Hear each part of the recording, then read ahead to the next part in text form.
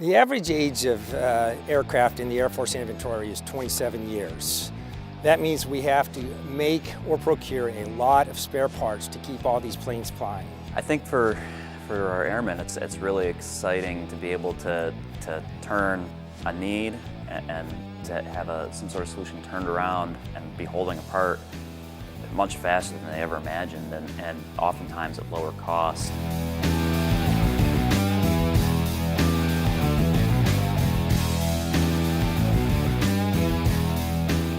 So the MAMLS program, it originated from the fact that there's, in sustainment settings, a lot of parts that we have trouble sourcing, a lot of parts that need replacing in an aging fleet.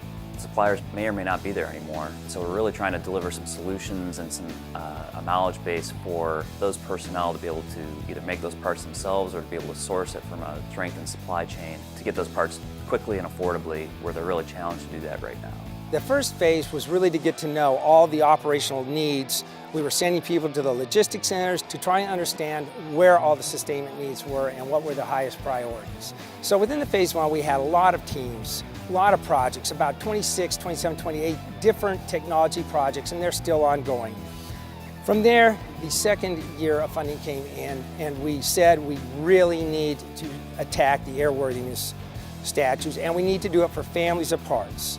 So we started down the efforts for bell cranks, oil coolers, fairings, and expanded these teams. So phase three is in two parts. One of it is rapid transition of the projects already being worked in phase one. So we can cover a myriad of technologies. We have scanning using the Creaform HandyScan 700. We use fuse deposition modeling of many different machines, powder bed fusion, direct metal laser sintering, laser engineered systems, lens processes. We have a lot of technologies underneath this program, and it's really enabled us to meet the specific needs of the partners that we work with. We've had C-130s here at YARS, which has been an excellent platform for us to learn about their needs. But we've also had F-16 opportunities at Hill Air Force Base doing repair operations both on their tails and other parts. We've had components at Robins Air Force Base for the C-5 to demonstrate rapid tooling for them. But many parts, many systems, and it's just fun to watch.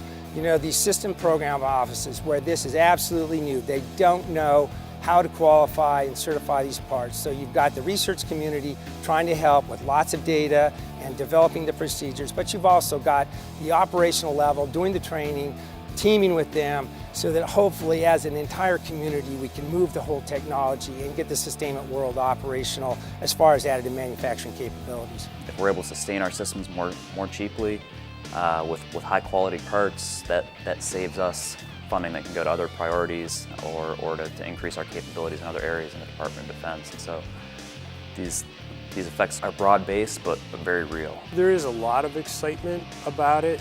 It's fearful excitement because we really don't know what that means. And I'm hoping that in the next year that if we can start to qualify a part on the 130 and we can do that once and print it and say, here, put this in, that will actually start to change hearts and minds. It's enabling our fighters to stay on mission.